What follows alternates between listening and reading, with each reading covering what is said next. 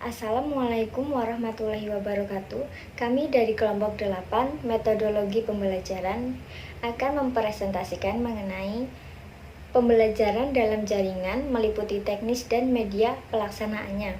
Adapun susunan tim penyaji kelompok 8 yaitu Sustika Lulu Lailia Aniko NPM 33, Dewi Noor Ahadiah, saya sendiri NPM 34, Muhammad Thohir Nugroho NPM 35, Ranti Diantini Setiorini NPM 36, dan Muhammad Rafli Nur Julianto NPM 39.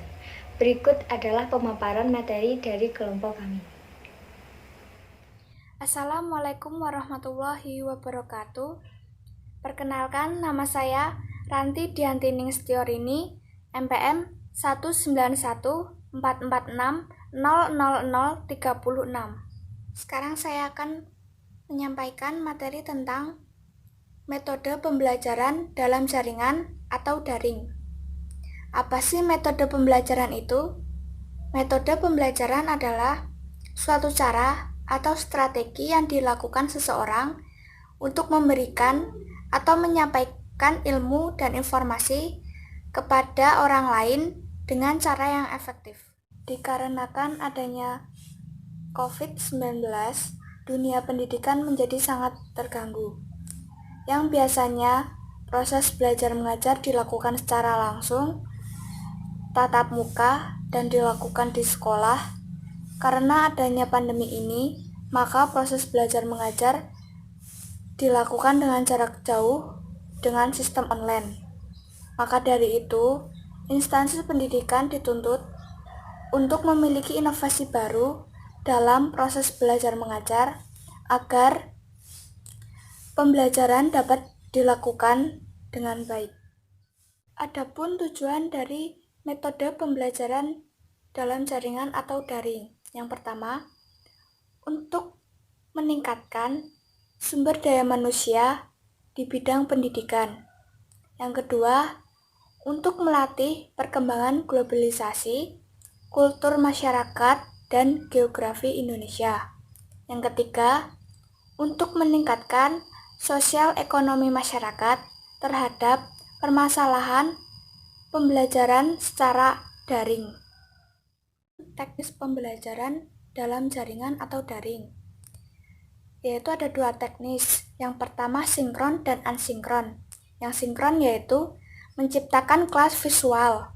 Yang kedua, memungkinkan adanya komunikasi antara siswa dan guru. Yang ketiga, adanya interaksi atau tanya jawab antar individu. Yang asinkron yaitu pembelajaran dengan pendekatan belajar secara pribadi atau mandiri melalui diskusi online, email, tutorial maupun artikel.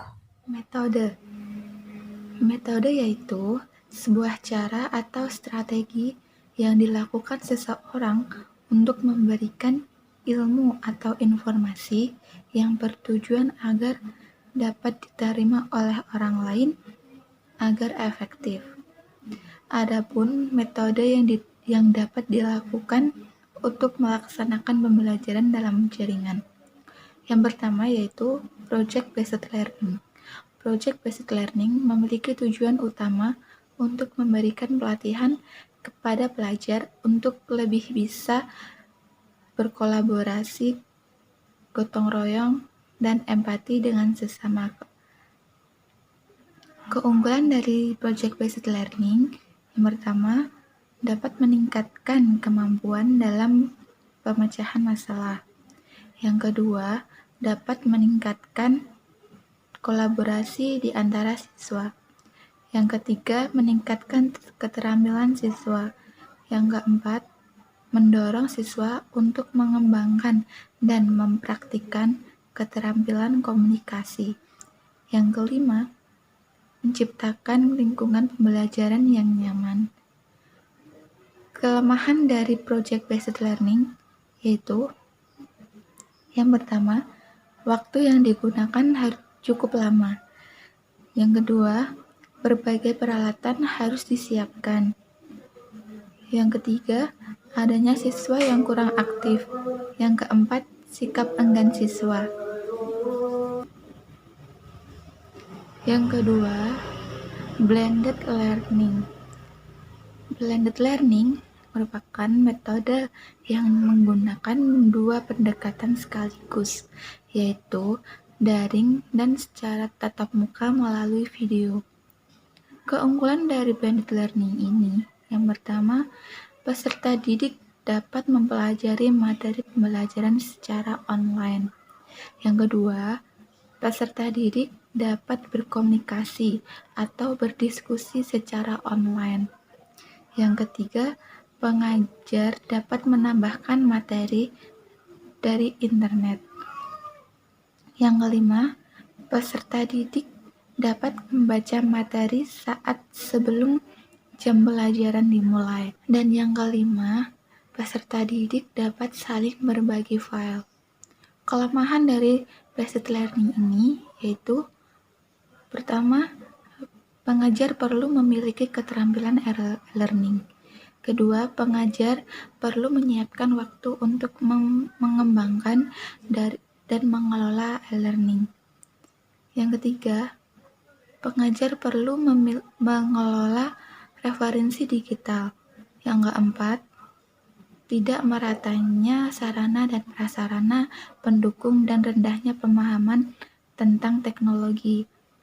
Dan yang terakhir, kelima, diperlukan strategi pembelajaran agar maksimal.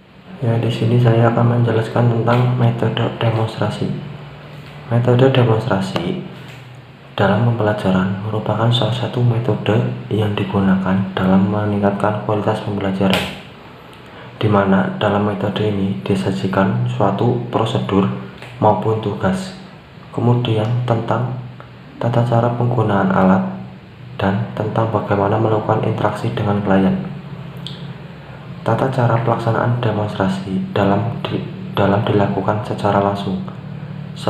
Selain dengan cara langsung, dapat pula dilakukan dengan cara melalui media seperti penggunaan video maupun film. Siswa diminta untuk mendengarkan dan melihat prosedur-prosedur dan langkah-langkah. Kemudian mendengarkan dan melihat penjelasan-penjelasan yang diterangkan secara mendasar. Fokus perhatian dalam penerapan metode demonstrasi yaitu menentukan pada tujuan-tujuan dan hal-hal yang menjadi pokok penting. Kelebihan dan kekurangan metode demonstrasi. Kelebihan dari metode demonstrasi yaitu proses pembelajaran menjadi lebih jelas dan konkret. Siswa dapat dengan mudah mempelajari.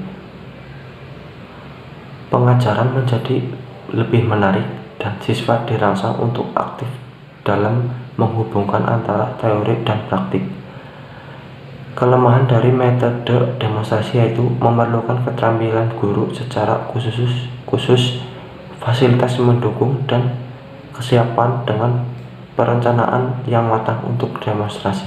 Kemudian selanjutnya tentang metode resitasi.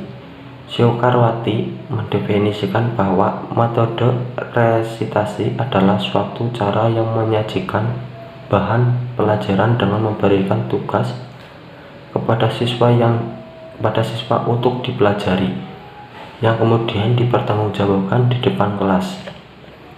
Juga metode resitasi sering disebut dengan metode pemberian tugas, yakni metode di mana siswa diberi tugas khusus di luar jam pelajaran. Metode ini diberikan dengan alasan bahwa bahan pelajaran yang disajikan banyak sementara waktunya sedikit, sehingga bahan yang diajarkan selesai dengan waktu yang seimbang atau sesuai dengan batas yang telah ditentukan. Siswa dalam mengatasinya adalah guru menggunakan metode penugasan. Dikarenakan proses pembelajaran harus dilakukan melalui daring, maka cara penerapan metode resitasi ini adalah 1. Membuka grup WA yang beranggotakan wali murid dari peserta didik.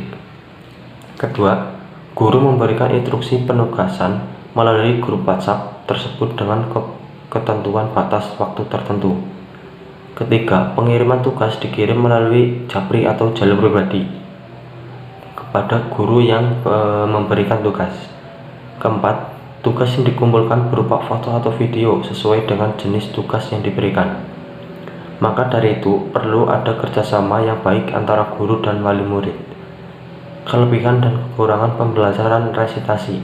Kelebihannya, pertama, peserta didik belajar membiasakan untuk mengambil inisiatif sendiri dalam segala suatu tugas yang diberikan. Kedua, lebih merangsang siswa dalam melakukan aktivitas belajar individu maupun kelompok. Ketiga, dapat mengembangkan kemandirian siswa di luar pengawasan guru. Keempat, dapat membina tanggung jawab dan disiplin siswa.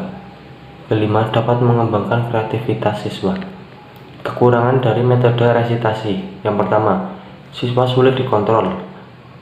Apakah ia mengerjakan tugas atau orang mengerjakan tugasnya dengan kreativitas sendiri atau menggunakan tugas orang lain. Yang kedua, khusus untuk tugas kelompok, tidak jarang yang aktif mengerjakan dan menyelesaikan adalah anggota tertentu saja, sedangkan anggota lainnya tidak berpartisipasi dengan baik. Ketiga, kadang-kadang peserta didik menyalin atau meniru pekerjaan temannya sehingga pengalamannya sendiri tidak ada. Assalamualaikum warahmatullahi wabarakatuh. Saya Muhammad Nafrul Julianto ingin menjelaskan tentang metode mind mapping dan media pelaksanaan.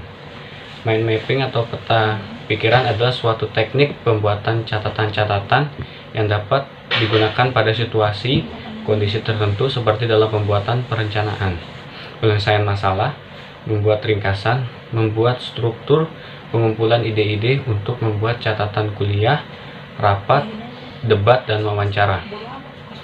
Mind mapping atau peta pikiran sebagai strategi pembelajaran memberikan daya ingat yang berarti bagi peserta didik dalam memaksimalkan kreativitas berpikirnya. Karena dalam penerapan peta pikiran dapat meningkatkan keterampilan dasar yang dapat merangsang otak peserta didik dalam belajar dan menata informasi. Tujuan dari pentingnya peningkatan kreativitas berpikir agar suasana pembelajaran lebih hidup dan bermakna serta dapat meningkatkan hasil belajar peserta didik pada setiap pertemuannya. Mind mapping atau peta pikiran merupakan diagram yang menunjukkan hubungan antara konsep-konsep yang mewakilkan pembelajaran. Peta pikiran juga dapat diartikan sebagai tampilan dari sebuah gambaran atau bagian tentang konsep-konsep materi yang tersusun sesuai dengan tabiat ilmu pengetahuan itu sendiri tanpa mengindahkan urutan atau sekuensi topik bahan yang diinginkan. Kelebihan dan kekurangan metode mind mapping. Yang pertama, meningkatkan kinerja manajemen pengetahuan, memaksimalkan sistem kerja otak. Kedua, saling berhubungan satu sama lain sehingga semakin banyak ide informasi yang disajikan. Tiga, memacu kreativitas, sederhana dan mudah dikerjakan. Keempat, sewaktu-waktu dapat merecall data yang ada dengan mudah. Dan yang kelima, menarik dan mudah tangkap mata. Di balik kelebihan mind mapping ada kelemahan mind mapping adalah sebagai berikut. Yang pertama, hanya siswa yang aktif yang terlibat. Yang kedua, materi terkandung dalam mind mapping kurang atau terlalu singkat. Ketiga, tidak sepenuhnya siswa yang belajar. Media pelaksanaan. Proses pembelajaran daring terdiri atas pertama, tatap muka virtual. Tatap muka virtual dapat dilakukan melalui video conference, teleconference, atau diskusi dalam grup di media sosial atau aplikasi pesan. Di dalam tatap muka virtual memastikan adanya interaksi secara langsung antara guru dan peserta didik. Yang kedua, Learning Management System atau disingkat LMS. LMS merupakan sistem pengolahan pembelajaran terintegrasi secara daring melalui aplikasi. Contoh LMS antara lain Rumah Belajar, Google Classroom, Ruang Guru, Zenius, Edmodo, dan lain-lain. Adapun media pembelajaran di rumah secara daring atau online dapat menggunakan gadget maupun laptop melalui beberapa portal dan aplikasi pembelajaran daring. Yang pertama, Rumah Belajar oleh Pusdatin Kemendikbud. Portal pembelajaran yang menyediakan bahan belajar serta fasilitas komunikasi yang mendukung interaksi antar komunitas. Rumah Belajar hadir sebagai bentuk inovasi pelajaran di era industri 4.0 yang dapat dimanfaatkan oleh siswa dan guru pendidikan anak usia dini atau PAUD, sekolah dasar, sekolah menengah pertama, dan sekolah menengah ke atas kejuruan sederajat. Kedua, TV Edukasi Kemendikbud. TVA, televisi edukasi, adalah salah satu stasiun televisi di Indonesia yang khusus ditujukan untuk anak, menyebut informasi di bidang pendidikan dan berfungsi sebagai media pembelajaran masyarakat. 3. Aplikasi belajar online. Sekarang ini kegunaan itu dapat dirasa sejak hadirnya Android. Sistem operasi garapan Google ini nyatanya telah sediakan beragam jenis aplikasi penunjang aktivitas belajar untuk siswa. Berikut contoh aplikasi yang digunakan pelajaran dalam jaringan. Yang pertama, Google Classroom. Google Classroom atau dalam bahasa Indonesia itu ruang kelas Google adalah suatu strategi pembelajaran campuran yang dibutuhkan terhadap setiap ruang lingkup pendidikan yang dimasukkan untuk menentukan jalan keluar atas kesulitan dalam membuat atau menggolongkan golongan setiap penguasaan tanpa kertas. Yang kedua, Edmodo. Edmodo adalah sebuah platform pembelajaran sosial guru atau dosen, siswa atau mahasiswa maupun orang tua atau wali yang dikembangkan pada akhir ini. Yang ketiga, Zoom Meeting. Zoom adalah sebuah layanan konferensi video berbasis cloud computing. Aplikasi ini mengizinkan kamu untuk bertemu dengan orang secara virtual, entah itu dengan panggilan video, suara, atau keduanya. Menariknya, semua percakapan via Zoom bisa direkam untuk dilihat lagi nantinya. Yang keempat, Google Meet. Google Meet, Hangouts, Meet adalah salah satu aplikasi atau software yang dapat dimanfaatkan untuk tetap produktif dalam bekerja meski dilakukan dari rumah. Perangkat lunak ini merupakan sebuah aplikasi konferensi percakapan video secara online. Ini adalah versi lain dari Google Hangout yang dikhususkan untuk bisnis dari sebuah ukuran. Google Meet memungkinkan untuk melakukan panggilan video dengan 30 pengguna lainnya per pertemuan. Dengan kata lain, Google Meet bisa menjadi media alternatif untuk bersosialisasi dengan rekan kantor atau bahkan melakukan rapat kerja. Baik, itulah pemaparan materi dari kelompok kami. Kurang lebihnya kami mohon maaf. Wassalamualaikum warahmatullahi wabarakatuh.